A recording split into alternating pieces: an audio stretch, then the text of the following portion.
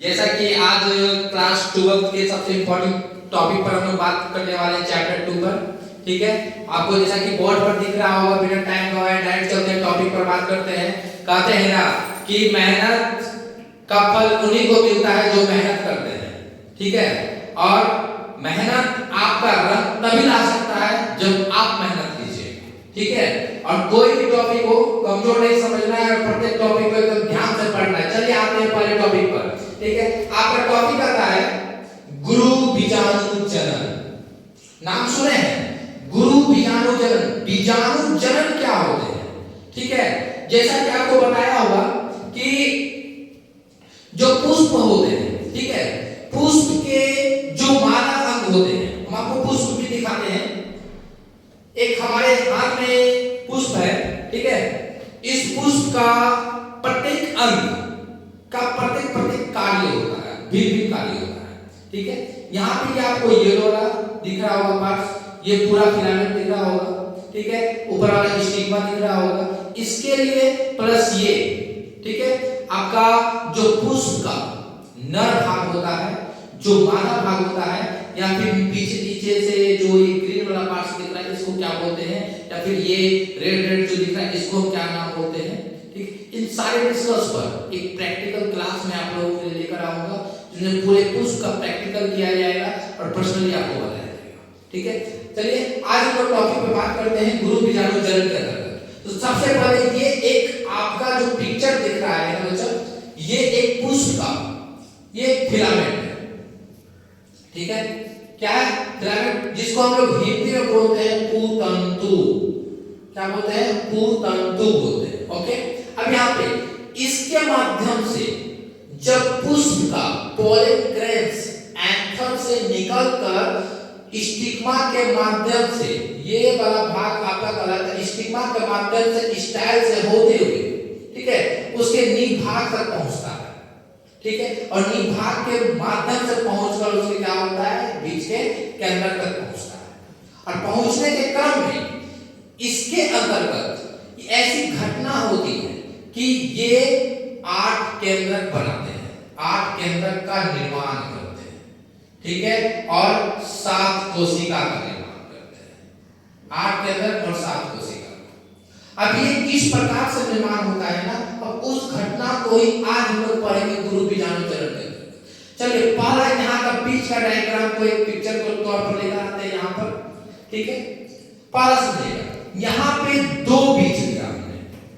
पहला ऊपर वाला भाग बीजाणु का और नीचे वाला भाग भित्तीय कोशिका। ठीक है, बीजाणु का क्या होता है? बीजाणु का में क्या होता है? अर्धसूत्री विभाजन होता है।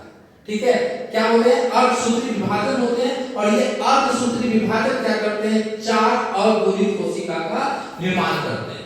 ठीक है, ये 2 क्या क्या 4 कोशिका का निर्माण किया। नेक्स्ट पिक्चर में आपको देख रहा हूं, यहाँ पे हमने 4 कोशिका का निर्माण किया, लेकिन इनमें से 3 ही कोशिका क्या होते हैं? अगुणित होते हैं।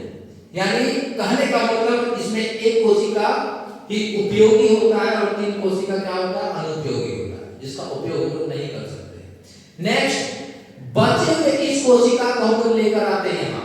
ठीक है, जिसको हम लोग क्रियाशील बीजाणु या क्रियाशील कोशिका के नाम से कहते हैं। ठीक है, अब इनके अंदर विभाजन होता है, जो वो विभाजन होता है समसूत्री विभाजन, और समसूत्री विभाजन के दौरान ये क्या करते हैं? 2 कोशिका का निर्माण कर देते हैं।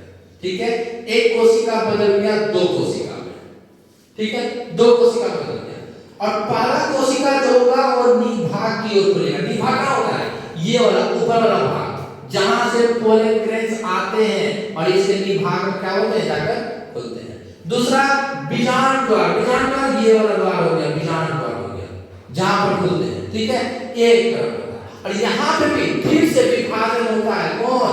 समसूत्री विभाजन होता है, और समसूत्री विभाजन का नाम पहला दूसरा बढ़ जाता है, ये 4 कोशिका बढ़ जाता है।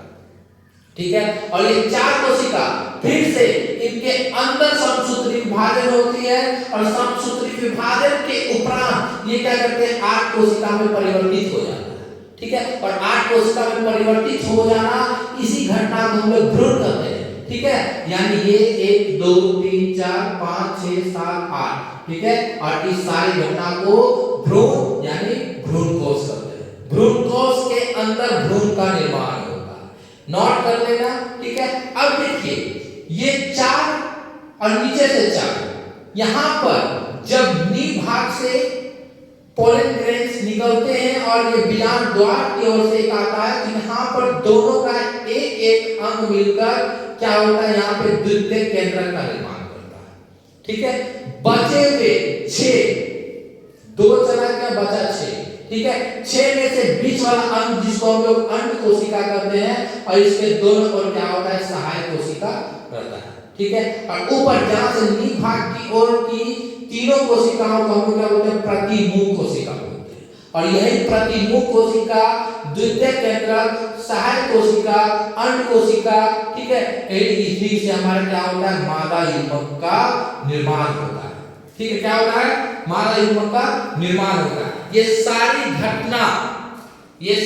घटना हमने गुरु बीजाणु जनन के अंतर्गत हुआ, ठीक है।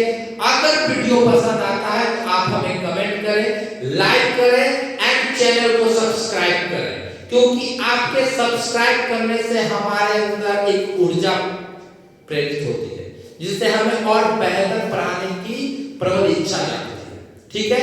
धन्यवाद। नेक्स्ट वीडियो, नेक्स्ट क्लास में और मजेदार तरीके से मिलेंगे। आज के लिए धन्यवाद।